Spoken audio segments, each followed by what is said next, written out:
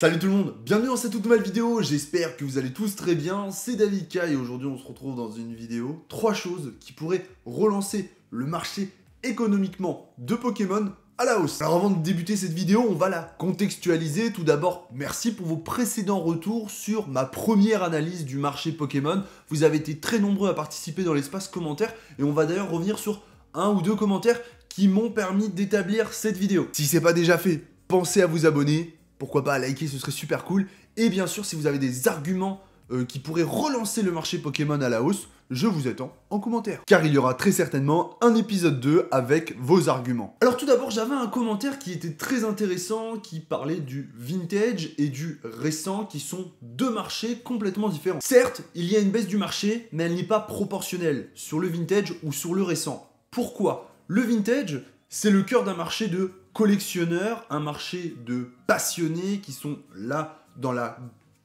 pas dans la totalité, mais dans la grande majorité par passion. En revanche, c'est pas forcément le cas sur le récent. On a pu le voir ces derniers mois. On a eu un marché spéculatif qui était hors norme et au-delà de la spéculation, on avait même un marché d'achat-revente sur le récent qui était vraiment complètement dingue. Alors il faut bien scinder ces deux milieux, à la fois le vintage et le récent. Le récent, c'est surtout l'offre et la demande. On repense à EB7, Évolution Céleste, où les displays montaient à 250, voire même un petit peu plus en euros, tout simplement car l'offre était bien inférieure à la demande. On avait par exemple 100 personnes qui voulaient acheter des displays, mais il n'y en avait que 30 sur le marché.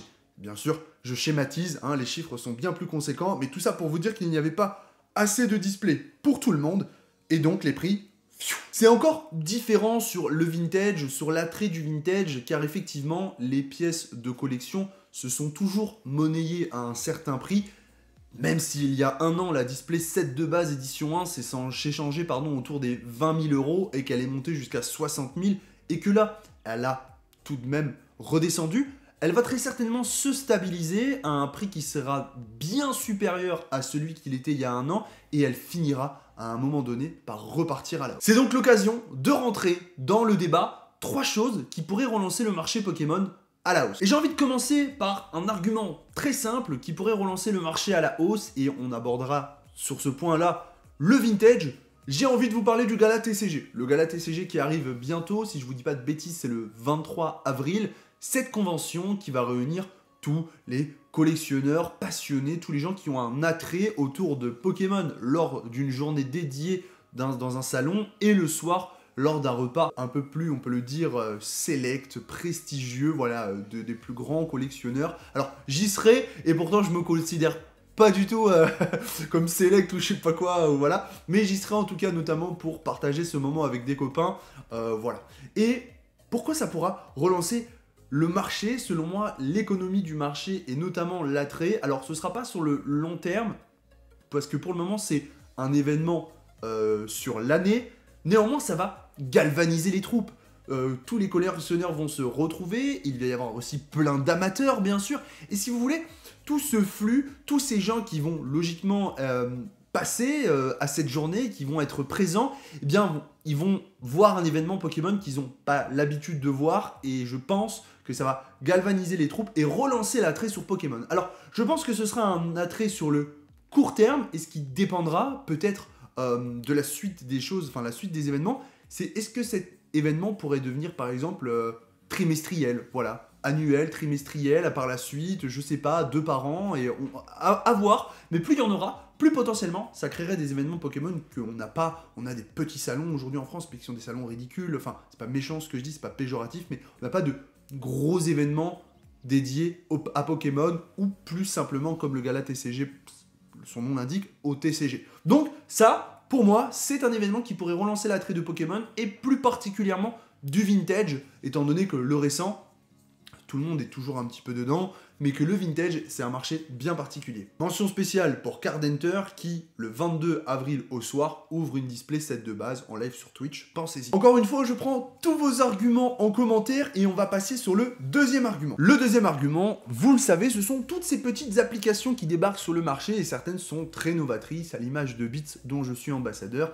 l'application de vente aux enchères en live pour les collectionneurs, lien en description, code parrain Davidka, vous connaissez. Alors, je ne suis pas là pour faire la promotion dans cette vidéo de Bits, j'en parle déjà tout le temps, c'est vrai, mais en fait c'est plus que ces applications, elles ont amené quelque chose de novatrice sur le marché, c'est des applications qui ont pour but aussi de faire tourner l'économie, étant donné que ce sont des applications de vente pour les vendeurs et d'achat pour ceux qui viennent assister aux ventes. On a tout plein d'applications qui sont en pleine progression, je pense à PK Vintage par exemple, qui propose toujours plus de services autour de son application avec des continuelles mises à jour, idem pour Bits, et il y en a très certainement beaucoup d'autres.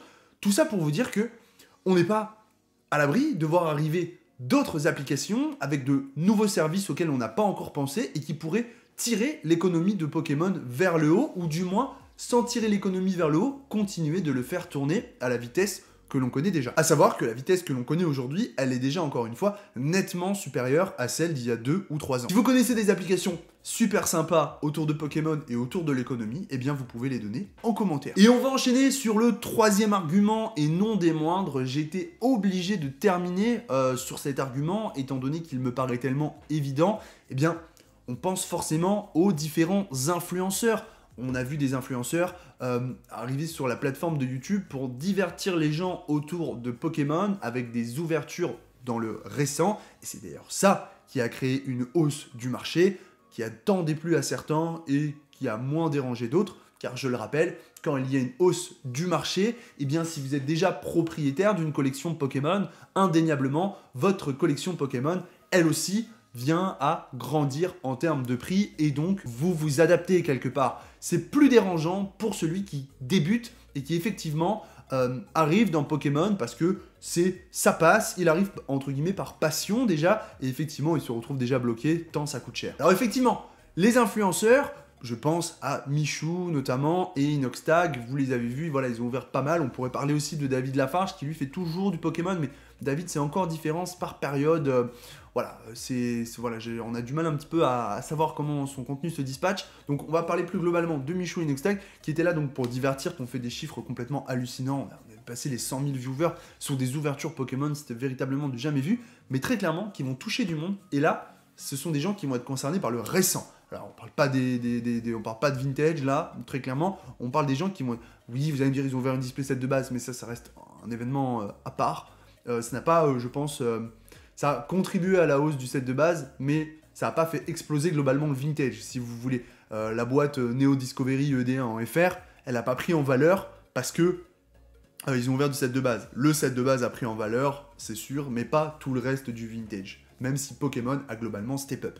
Donc là, on parle vraiment du récent et la problématique que ça pourra apporter, à savoir une hausse du marché, des boutiques qui n'arrivent plus à avoir le stock qu'elles ont actuellement parce que la demande est moindre de la majorité des boutiques. Donc les petites boutiques qui veulent avoir un petit peu plus de stock, elles arrivent à en avoir. Malheureusement, si on retombe dans cette hype Pokémon qu'on a connue, il faudra encore s'attendre à une hausse des prix sur le récent, tout simplement parce que les stocks diminueront, parce qu'ils seront divisés par tellement de boutiques que, par exemple, la boutique qui aujourd'hui a 50 displays, elle en aura que 10, et du coup, elle devra répercuter ses prix sur ces displays, ce qui contribuera, encore une fois, en plus, à faire monter le prix du marché. Donc en fait, c'est un cercle vicieux, et donc, il faudra attendre que ça s'essouffle. Voilà pour les 3 arguments. J'essaie toujours de scinder un petit peu mes arguments, vous dire quand ça parle du vintage, quand ça parle du récent. Encore une fois, ce n'est que mon humble avis de modeste collectionneur et je vous invite à me donner le vôtre en commentaire. Nous sommes là dans l'espace commentaire pour pouvoir débattre. Nous ne sommes pas forcés d'avoir le même avis.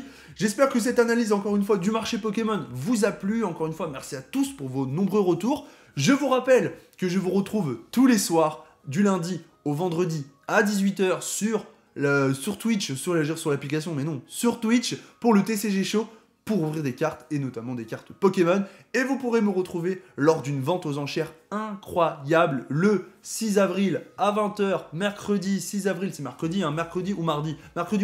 Le 6 avril en tout cas, c'est sûr que c'est le 6, parce que le mercredi, le 7 avril, c'est mon anniversaire, je prends 30 ans, voilà, je suis enfin un grand garçon.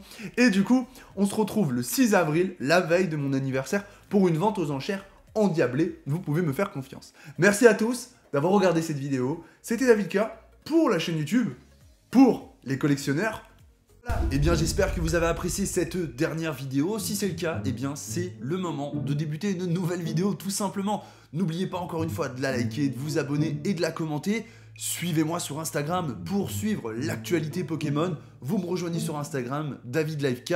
Et bien sûr, on n'oublie pas le TCG Show tous les soirs sur Twitch, sur la chaîne DavidK TCG, du lundi au vendredi.